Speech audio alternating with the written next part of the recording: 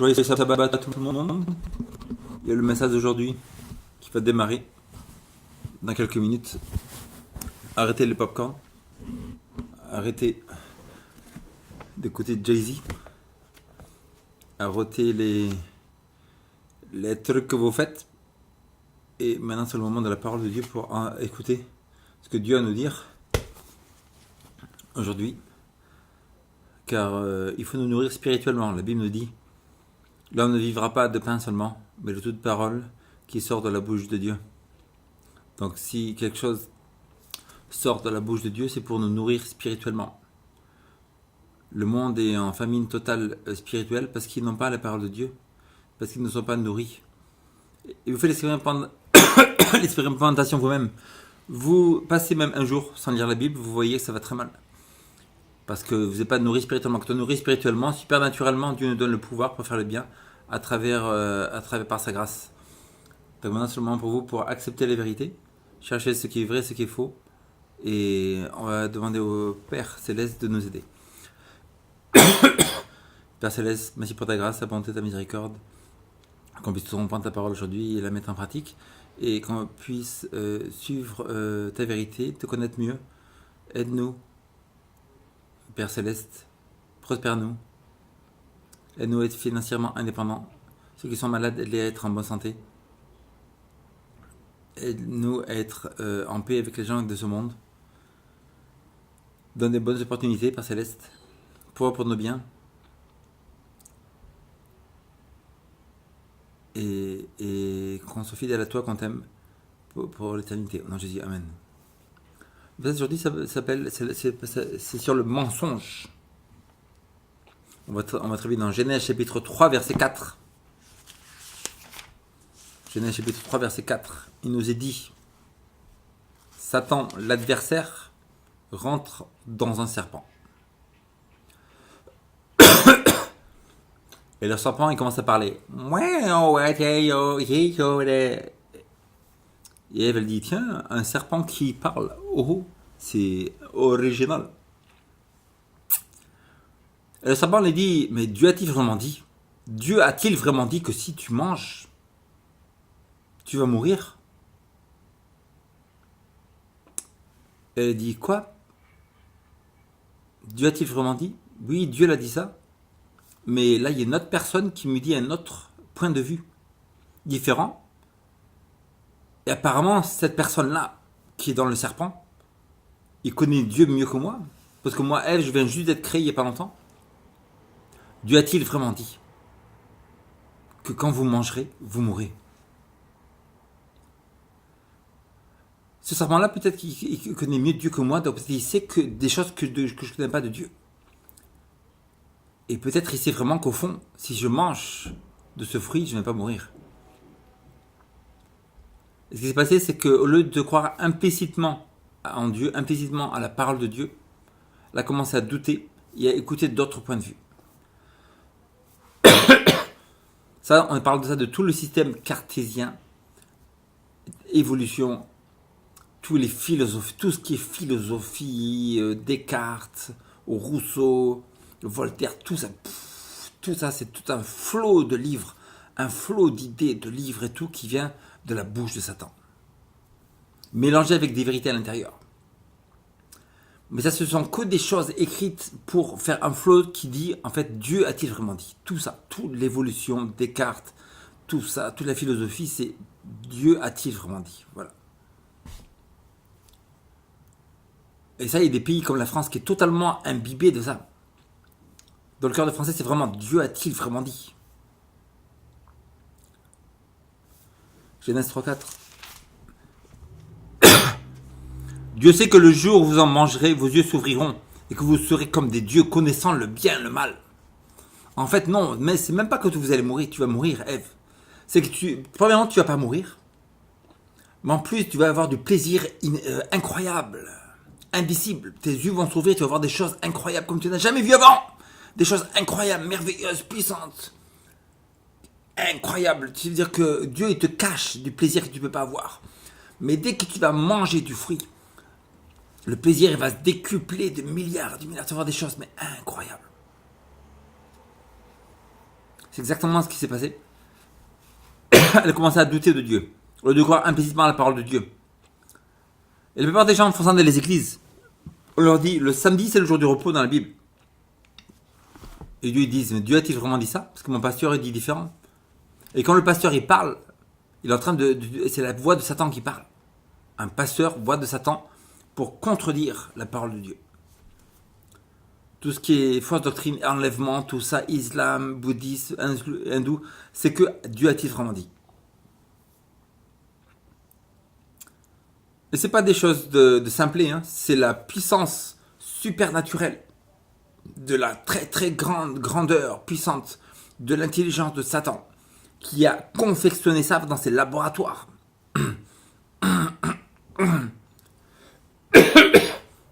Des religions comme l'islam, c'est pas un truc de rigolo. Ne croyez pas. Du moment de la mort de Jésus jusqu'à Mohammed 500 ans après, pendant 500 ans, Satan il a inventé, il a façonné, il a dans ses laboratoires mis, il a eu des meetings avec tous ses plus grands anges, etc. pour décider, pour arriver à une religion qui détruit des millions de gens pour qu'ils ne croient pas en Jésus. C'est pas un jeu du tout. C'est-à-dire que l'islam, c'est un des summums de la puissance satanique. Hein. C'est pas la rigolade. L'évolution, c'est un des summums de la puissance satanique. Pareil. C'est-à-dire, comment faire encore en sorte... Parce que les musulmans, ils vont te parler souvent le prophète Moïse, le prophète Abraham. Regarde, nous, on croit le prophète Jésus, on y croit. Nous, on croit le prophète Ésaïe. Nous, on croit dans les prophètes. Ils sont idiots, parce qu'en fait, Satan n'a rien à faire que vous croyez au prophète. Le prophète, il ne va pas vous sauver. Satan, il te fait, vas-y, tu veux croire au prophète? Vas-y, crois dans les prophètes.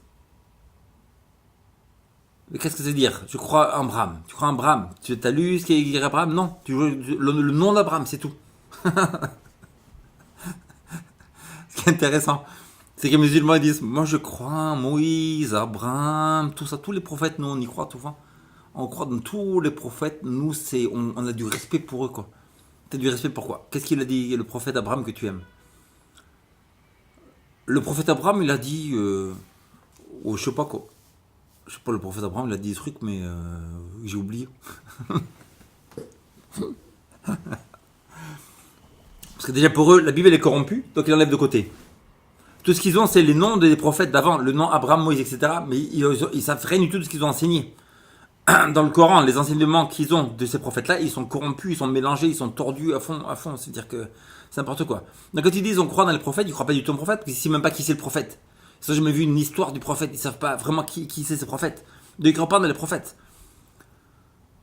C'est comme moi je te dis, moi je crois vraiment dans le premier ministre de Tombouctou. C'est Minkele Kanakakaka. Premier ministre de Tombouctou, Minkele Kakaka, vraiment c'est un personnage exceptionnel. Minkele Kakaka, très important. Qu'est-ce qu'il a fait? Minkele Kakaka, on ne sait pas du tout. C'est un grand personnage. C'est pareil, c'est n'importe quoi. Les musulmans vont dire on croit en Jésus. Qu'est-ce que tu crois en Jésus? Paul il a dit que si quelqu'un vous apporte un autre Jésus que celui qui enseigne dans la Bible, qu'il soit anathème, rejeté de Dieu, il est rejeté de Dieu. Donc, mais est-ce que la Bible enseigne que Jésus est Dieu? Partout, la Bible enseigne que Jésus est Dieu. Donc, comme la Bible enseigne que Jésus est Dieu, l'apôtre Paul il dit que celui qui enseigne un autre Jésus que celui de la Bible, il est anathème, il est rejeté, il n'est pas de Dieu. C'est-à-dire que le Jésus de l'islam, c'est pas un Jésus, déjà, c'est pas le nom. Issa, c'est pas Jésus. C'est Yeshua en arabe, comme Yeshua en hébreu. Et le Jésus de l'islam n'est pas le Jésus de la Bible du tout, c'est un autre Jésus, c'est un autre personnage, ça n'a rien à voir. C'est comme t'as Obélix et Astérix, et tu as parlé de Michel Vaillant. Michel Vaillant, il dit bonjour à Astérix, c'est deux trucs différents. Le serpent, il a dit, Adam et Ève, écoutez-moi. Ève, tu vas m'écouter, je vais te dire un truc important. Ève, tu ne vas pas mourir. Tu ne vas pas mourir. Hein? Ève, n'aie pas peur. Tu ne vas pas mourir. Ève, elle est morte. Aujourd'hui, tout le christianisme moderne, toutes les religions modernes, elles enseignent le mensonge de Satan. Tout le christianisme moderne, ils disent tu ne vas pas mourir, tu vas aller au paradis direct. Dès que tu meurs, tu fais direct, paradis. Islam, pareil. Bouddhiste, pareil. Hindou, pareil. Toutes les religions, elles enseignent le mensonge de Satan dans le jardin d'Éden. Tu ne mourras pas. Mais tes yeux vont s'ouvrir.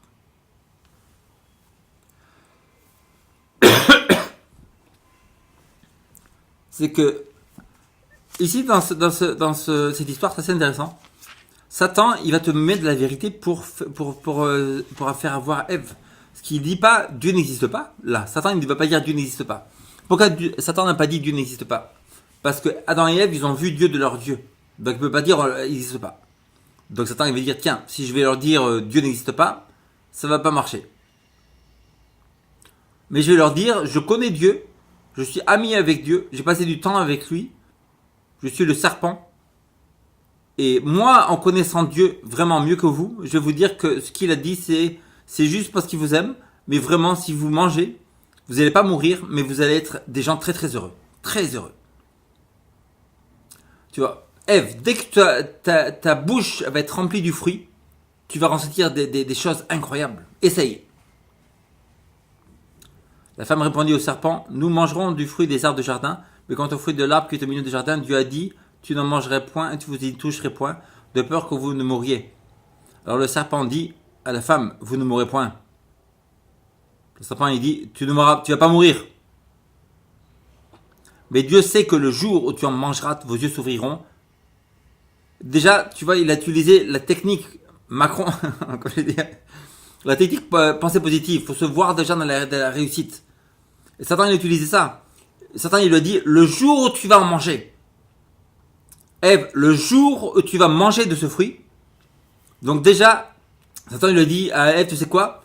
Un jour, toi, Ève, tu vas manger du fruit.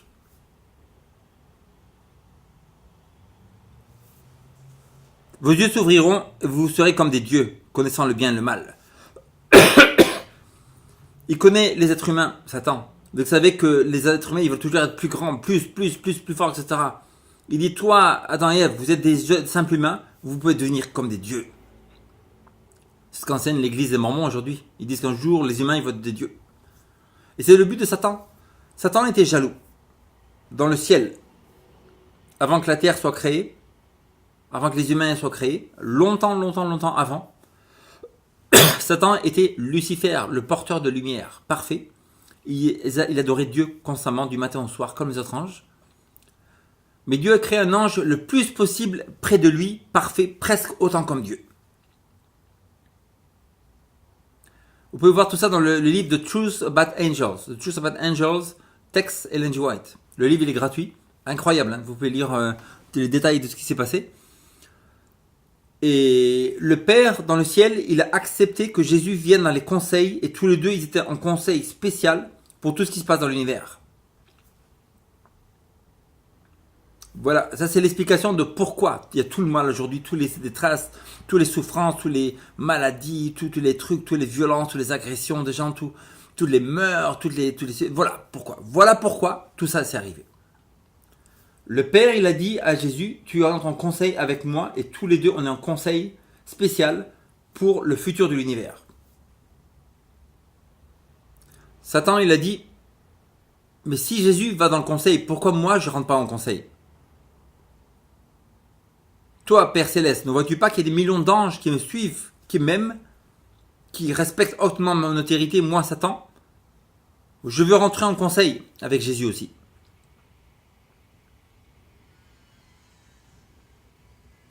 Et Dieu dit non, bien que tu sois un ange honoré et grand, tu es seulement un être créé, tu n'es pas Dieu. Depuis le moment de ce refus, voilà l'origine du mal. La Bible nous dit c'est le mystère de l'iniquité. On ne sait pas pourquoi le mal est arrivé, le mal a commencé. Et le moine nous dit que dans toute l'éternité, on ne saura pas pourquoi le mal a commencé. On sait la cause, la raison pour laquelle jalousie, fierté, arrogance. Voilà. Ça veut dire que tout le mal dans l'univers, tout suicide, meurtre, égoïsme, mensonge, etc., ça racine dans la fierté, l'arrogance, le moi et la jalousie. Jalousie, c'est que ça vient aussi que moi, je peux pas autant que. Moi, Satan, je peux pas rentrer dans le conseil. Moi, Satan, le grand ange, comment Dieu, il ose accepter Jésus dans le conseil céleste de l'univers, et moi, Satan, l'ange merveilleux, incroyable, que tout le monde aime et pratiquement adore, je peux pas rentrer dans le conseil. Donc, ça y est, la fierté. Au lieu de reconnaître, de dire, en fait, moi, je suis qu'un ange créé, je suis content, je suis satisfait de ma position.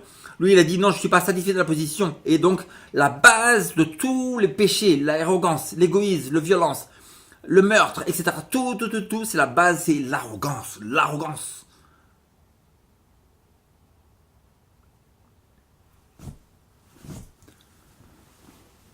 Et le moins dit dans The Truth About Angels que Satan, à l'époque, n'était pas Satan aujourd'hui. Ce n'est pas quelqu'un totalement en mettant toutes les facultés de son être pour faire le mal. À l'époque, Satan, c'était l'ange parfait, mais il a commencé à avoir de la jalousie. Donc, il a commencé à dire aux anges, vous savez quoi? Dieu ne veut pas du bien pour vous, parce qu'il a une loi, il a des restrictions. Avec moi, vous faites ce que vous voulez. Et vraiment, nous, des anges, on est des gens parfaits. Même Satan, elle-même nous dit ça. Satan est allé devant Dieu, il lui dit ce quoi? Nous, on est des anges, on n'a pas besoin de loi comme les créatures que tu as créées dans notre univers. On est des gens parfaits, des anges, on n'a pas besoin de loi du tout. Ça, c'est intéressant que la plupart des églises aujourd'hui, elles disent qu'il n'y a plus de loi. Il n'y a plus de loi. Témoins de Jéhovah inclus, bon manger inclus, baptistes, méthodistes, catholiques, ils disent qu'il n'y a plus de loi. Il n'y a plus de loi. C'est le mensonge du ciel. Il n'y a plus de loi. Et le mensonge d'Adam et Ève, il n'y a pas de mort. Il n'y a pas de mort. Tu es éternel. Tu es Dieu. Tu es Dieu. Il n'y a pas de loi. Les deux mensonges par lesquels, dans quelques mois, quelques années, le monde entier va s'unir sous ces deux doctrines. Le dimanche et l'immortalité de l'âme. Immortalité de l'âme, il n'y a pas de mort. L'âme est immortelle, on est des dieux. Numéro 1. Numéro 2, ici, il n'y a pas la 10 commandements. On met nos commandements à nous, on met le dimanche, on met le mardi soir, on met le jeudi à 14h, on met le sabbat, le mercredi entre 12h et 18h. On fait ce qu'on veut, il n'y a pas la loi. Nous, les humains, on fait les lois qu'on veut. Et les USA, l'Église catholique et toutes les religions de la terre vont s'unir sur ces deux points. L'immortalité de l'âme, parce qu'ils ont tout ça en commun. Bouddhisme, méthodisme, islam, catholique, etc. Et le fait qu'il n'y a pas la loi de Dieu est aboli, ils vont dire. Donc, ils ont fait leur loi à eux, païenne, du dimanche. Satan, il a commencé de plus en plus à être aigri contre Dieu, à tourner les anges contre lui. Il a utilisé sa extrêmement grande intelligence en le tournant vers le mal pour justement faire comme Ève. Il a été beaucoup de succès dans le ciel. Il a eu beaucoup de succès dans le ciel avec les anges. Il a eu beaucoup de succès avec Adam et Ève aussi. Dans les gens dans le ciel, il a commencé à leur dire, mais est-ce que vraiment Dieu est bon? Est-ce que vraiment Dieu est pur? Est-ce que vraiment Dieu vous veut du bien? Est-ce que vraiment Dieu ne vous cache pas des bonheurs, des plaisirs que vous n'avez pas? Est-ce que vraiment Dieu veut vraiment que vous soyez heureux, libres, etc. Car moi je suis le commandant du ciel, moi Satan, Lucifer. Et en fait, je viens vous expliquer que si vous allez devant le conseil, Dieu il a des choses qu'il ne veut pas vous expliquer. Dieu il veut des choses qui sont contre vous, qui vous restreignent votre liberté.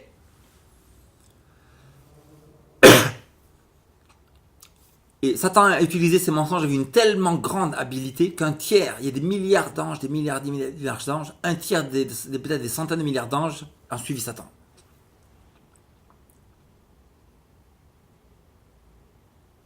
En fait, si vous lisez le livre The Truth About Angels, je crois bien, il faut regarder de nouveau, je crois qu'elle a dit qu'il y avait même la moitié des anges qui étaient pour Satan pendant un moment. Et heureusement, les autres anges, sont allés vers les autres anges pour leur dire revenez vers Dieu. Et il y en a plein qui sont revenus vers Dieu. Et c'était arrivé à un tellement grand point de confusion dans le ciel que le Père et Jésus, ils ont décidé d'expulser Satan du ciel. Et tous les anges.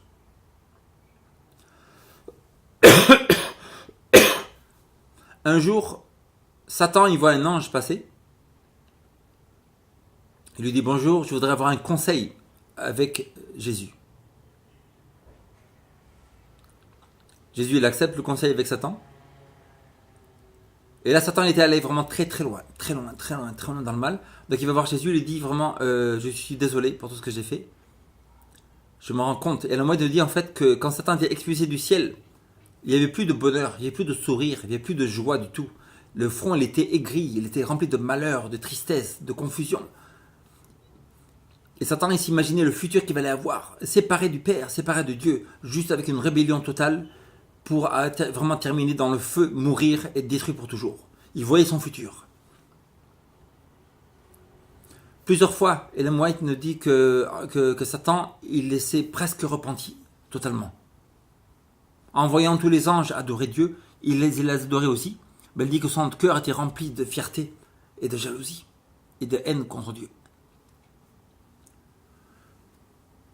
Et à un moment, Satan, en voyant le futur qu'il allait avoir, presque il se repent, il dit, presque il se repent, il aurait pu se repentir à ce moment-là, mais il y a un fil, juste un petit fil, il a refusé de se repentir à cause de sa fierté, tellement fier, tous les anges, il écoutait.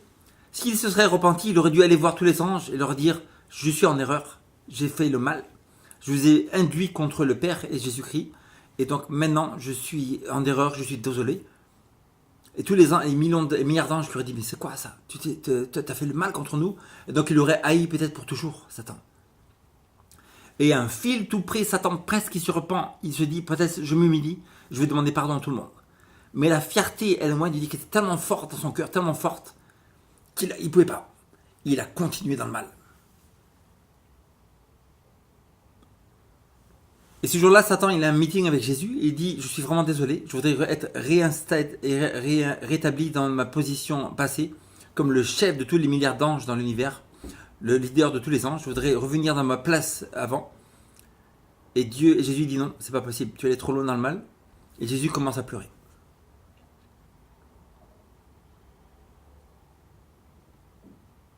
Sachant que l'ange que Dieu a créé aussi parfait que presque aussi parfait que lui, a dû être rejeté. Et à ce moment-là, il y a eu guerre dans le ciel. Guerre, pas guerre de mots, pas guerre de personnalité, une vraie guerre avec des armes, où il est écrit dans Apocalypse chapitre 12.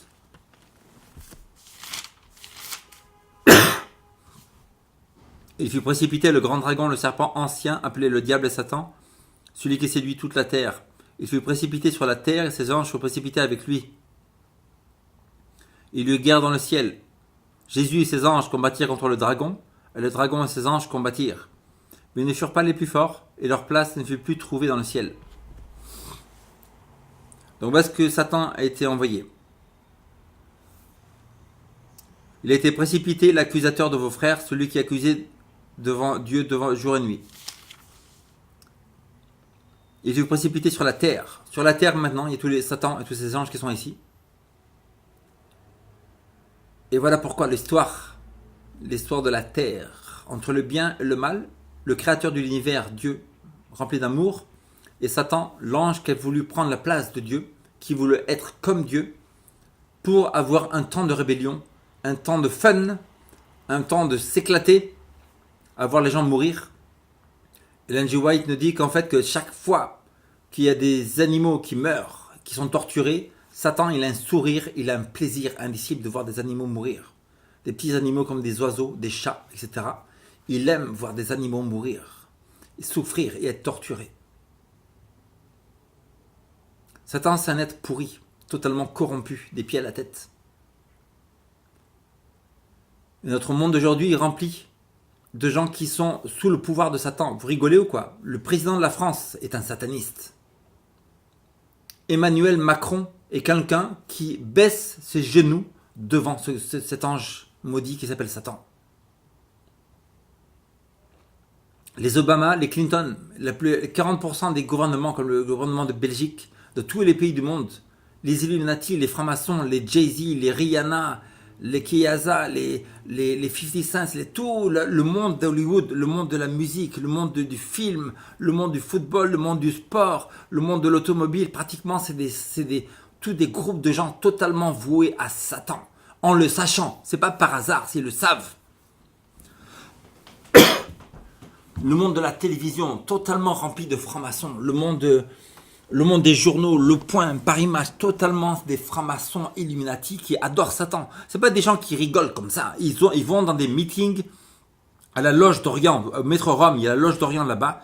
Emmanuel Macron et tous les dirigeants de France, ils vont dans la Loge d'Orient décider le futur de la France. Le futur de la France ne se fait pas à l'Élysée, il se fait pas devant les ministres, il se fait pas à l'Assemblée nationale. Ça, c'est des trucs pour les goïms, pour les rigolos, pour le peuple français moyen. Le futur de la France, il se fait à la Loge d'Orient, Métro Rome. Là où ils décident tout le futur de la France, ils vont décider combien on aura d'attaques terroristes cette année, combien il y aura de déficit, combien les gens ils vont avoir moins de travail, combien on va avoir moins de travail pour eux pour que nous, on ait plus de pouvoir. Quelle loi on va restreindre des Français pour que nous, on puissions avoir plus de liberté pour faire ce qu'on veut. Ce n'est pas des gens qui rigolent du tout, du tout, du tout. Ils veulent diriger le monde comme c'était dirigé au Moyen-Âge.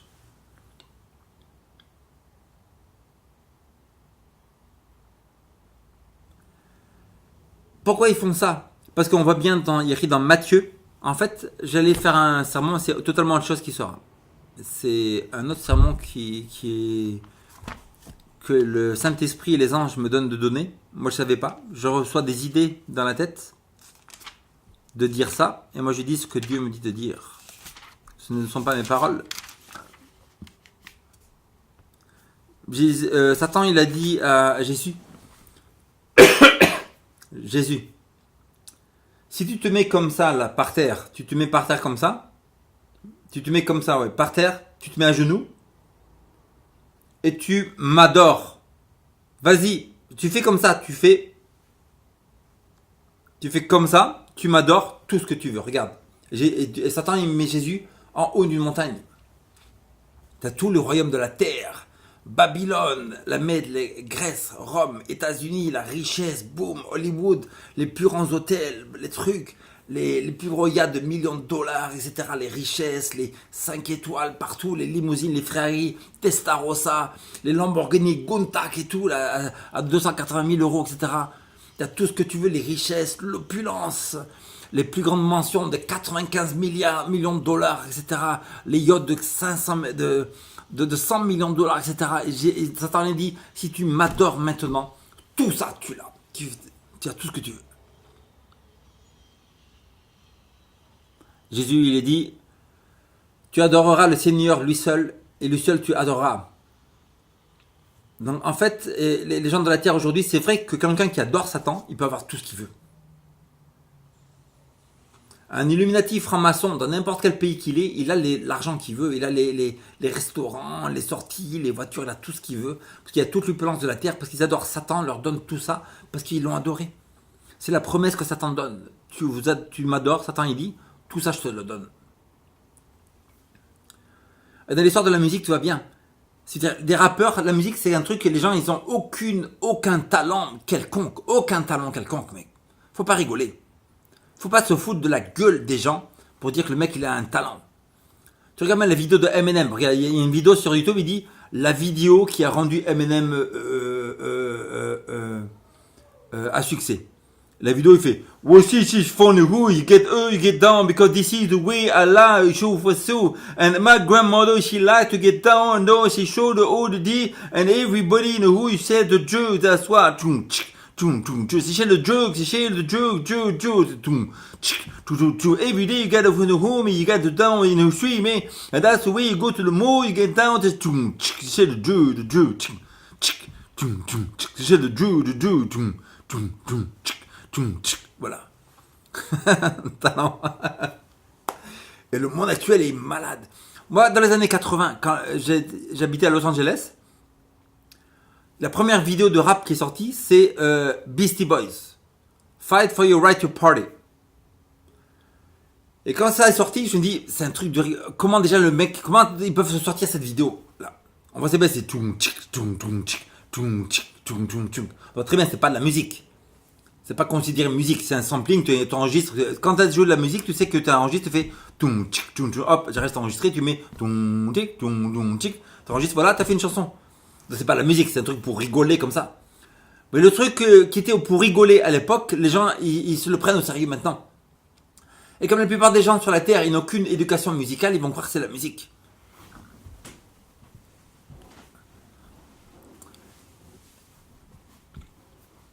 Il y a un mec qui s'appelle Johnson. un mec qui habitait au sud des États-Unis, un black. Il avait aucun talent. Mais il a fait un pacte avec Satan pour être un des guitaristes les plus connus de la Terre. Il est allé au Crossroads, au croisement de rue. Au croisement de rue, Johnson, il a rencontré Satan. Il a fait un pacte avec Satan. Et même quelques jours après, les gens ils disent mais comment ça se fait, celui-là qui savait pas du tout jouer la guitare, il joue des choses les plus incroyables qu'on n'a jamais entendues. Il est devenu guitariste de blues le plus connu de la Terre. Bob Dylan. Bob Dylan, le mec il sait pas chanter du tout. En fait, quand Jimi Hendrix, ils l'ont dit tu devrais chanter, Jimi Hendrix il avait peur de chanter. Après ils l'ont dit mais Jimi Hendrix, écoute, il y a Bob Dylan qui vend des millions de CD, le mec sait pas du tout chanter. Tu veux te mettre à chanter aussi. Bob Dylan c'est le que va Alexa.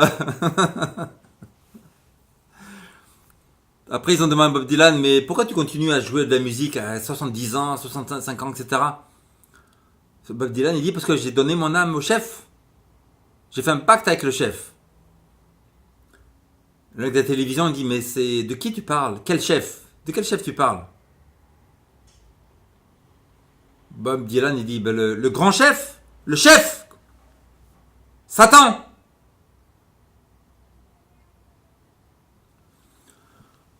T'as la fille là qui chante, comment s'appelle la chanson I kissed a girl and I liked it.